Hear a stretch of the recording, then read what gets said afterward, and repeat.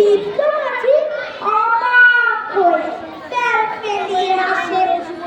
বাবু বলে, সারা জীবন থাকি জীবন কাটত, জানি না